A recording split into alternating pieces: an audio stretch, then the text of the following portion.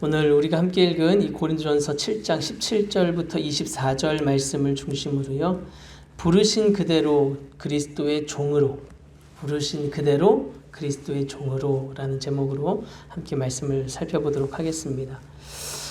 7장으로 넘어와서요. 바울은 이 고린도 교회가 편지했던 것을 기반으로 바울에게 보냈던 그 편지를 기반으로 질문한 내용을 이제 다루기 시작해요. 그게 이제 1절부터 16절까지, 그리고 내일 본문이죠. 25절부터 40절 본문에 이어서 주로 이 결혼에 관한 이 성적인 이제 어제 6장에서는 음행에 대한 이 성적인 문제에 대해서 다뤘다면, 바울의 주도하에 다뤘다면, 이번에는 이제 고린도 교회가 궁금해하는, 아무래도 자신들의 삶 가운데 실질적인 문제가 되었던, 실제적으로 자신들의 삶에 좀 이렇게 다가왔던 현실적인 문제에 대한 이제 답변을 요구하는 거죠.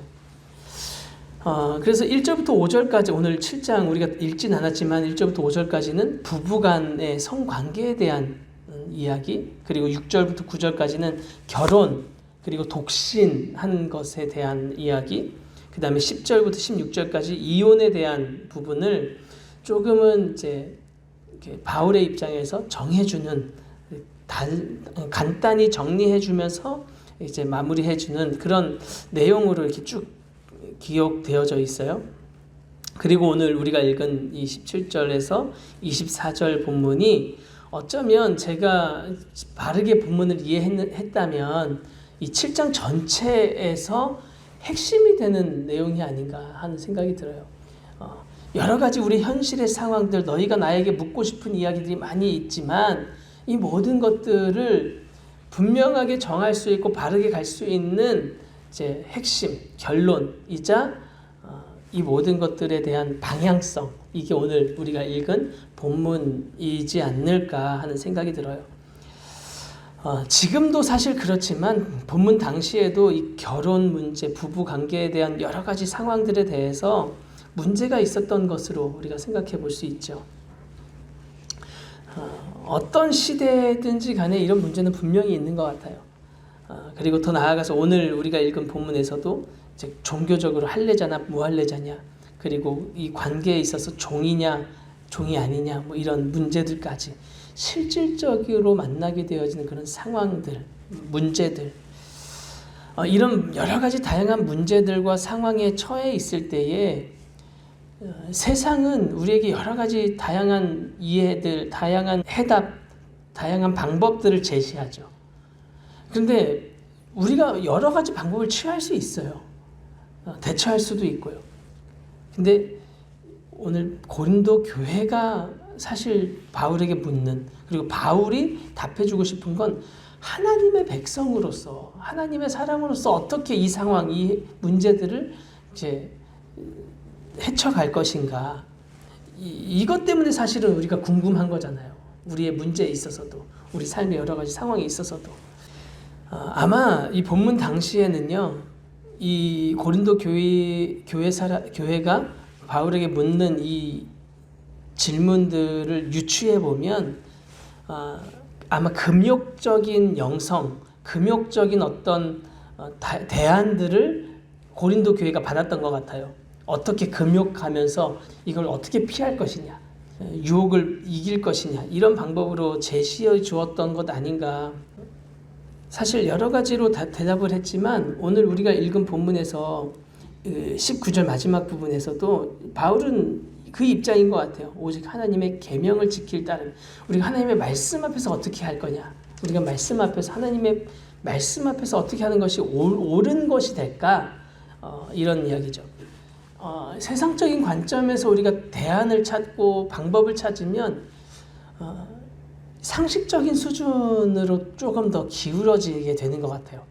아무리 좋은 대답, 아무리 좋은 어떤 성경적인 진술을, 성경적인 방법을 제안해 주어도 사실 우리의 마음은, 내 마음에 뭐가 더 흡족한지에 더 기울어지지 않나 생각이 들어요. 성경 쪽으로, 말씀 쪽으로, 하나님 쪽으로 기울기보다는 우리 본성상, 우리 본성상 이쪽으로 더 기우는 거 아닐까 하는 생각이 들더라고요. 오늘 본문에서 아무리 결혼에 대해서, 이혼에 대해서, 독신에 대해서, 남녀 성관계에 대해서, 더 나아가서 할례나 이 종에 대한 어떤 뭐에게 속해 이렇게 매어져 있는 이런 문제들에 대해서 대안을 이렇게 해도 우리의 왜곡된 어떤 시야, 왜곡된 마음의 이렇게 방향을 제거하지 않으면, 이 문제를 짚어내지 않으면 아무리 어떤 대안을 제시해도 문제는 계속 되어진다는 거죠. 좀 길게 제가 서론을 좀 이야기했는데, 오늘 우리가 17절부터 24절의 본문을 이렇게 본문으로 잡고 여기에 좀 더 집중하고 싶은 것은 우리의 상황이 아니라, 현실적인 어떤 문제에 우리가 집중할 것이 아니라 부르심에 합당한, 부르심을 받은 이 사실이 무엇인가, 여기에 초점을 맞춰야 우리가 이 바른 대안, 바른 방법, 바른 방향을 잡을 수 있다 하는 것 때문인 것 같아요. 우리를 부르시는 목적, 이것이 우리의 삶의 주도권을 잡을 때 결혼이냐, 독신이냐, 이혼이냐, 종이냐, 이런 문제에 집중하지 않고 오히려 우리를 부르신 목적에 맞추어서 그 초점에 따라서 우리의 삶을 살아갈 수 있게 하기 때문에 우리가 뭐에 집중할 거냐, 무엇을 좀 더 바라볼 것이냐, 이게 참 중요한 것 같아요. 오늘 본문 저는 22절, 23절, 24절에 조금 더 포커스를 맞춰서 우리가 좀 생각해보고 기도하면 좋겠다는 생각이 드는데요. 죄의 종이었던 우리는 아무리 어떤 상황, 어떤 문제에 대해서 대안을 주어도 죄의 종된 상황에서는 아무것도 그 방향을 제시해 주어도 가지 못하는 사람의 상태인 거예요. 그러나 이런 우리의 상태는 이 죄의 종이 아니라 의의 종이 되었다는 사실을 인식하는 것. 여기서부터 우리가 바른 대안, 바른 방향을 갈 수 있기 때문에. 그래서 오늘 본문 22절에서도요.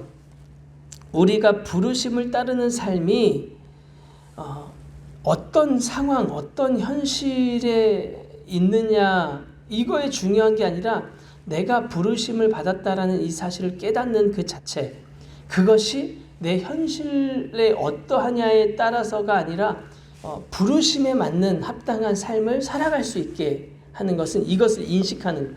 그래서 22절이 이렇게 얘기하죠. 주 안에서 부르심을 받은 자는 종이라도 주께 속한 자유인이요, 또 그와 같이 자유인으로 있을 때에 부르심을 받은 자는 그리스도의 종이니라.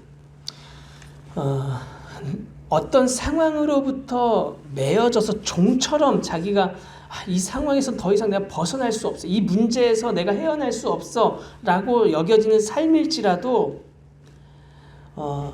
오히려 우리를 자유롭게 하는 방법이 있다. 반대로 난 어떤 것도 나를 막거나 날 제한하지 않고 내 마음대로 다 할 수 있는, 이런 방종할 수 있는 그런 되게 자유로운 상황의 조건에 있는 사람일지라도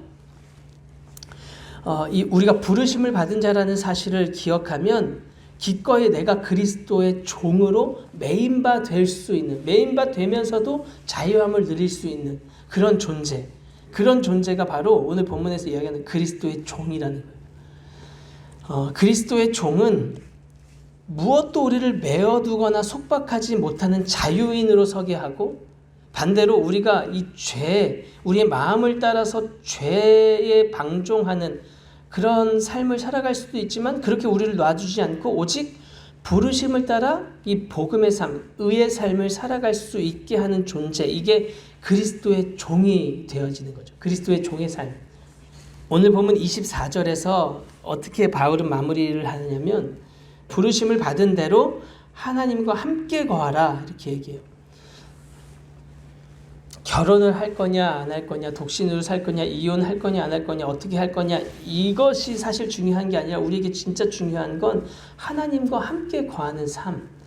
이 안에서 우리는 바른 결혼, 바른 독신, 바른 이혼을 할 수 있기 때문에 우리의 상황과 우리의 문제, 현실적인 문제가 우리의 삶을 좌지우지하게 만드는 것이 아니고 부르신 목적, 이것이 우리의 삶의 주도권을 잡게 하라는 거죠. 그 부르심을 받은 대로 하나님과 함께 거하는 삶, 그 안에 나아가면 이 모든 문제들이 그 안에서 질서를 잡아갈 수 있는 것, 잡아간다는 것을 볼 수 있기 때문에 우리가 부르심을 받은 자라는 것을 기억하는 것이 중요하다 하는 것. 오늘 본문을 통해서 우리가 먼저 초점을 맞출 수 있으면 좋겠어요. 그래서 이것을 위해서 우리가 값으로 사심받은 자들이라는 사실을 바울은 이야기해주고 있는 거예요. 오늘 말씀을 우리가 함께 또 묵상하면서 또 하나님을 생각하면서 우리를 부르신 하나님의 부르심을 기억하고 그 안에서 그리스도의 종으로 하나님과 함께 거하는 저와 여러분의 삶이 될 수 있기를 예수님의 이름으로 축복합니다. 기도하겠습니다.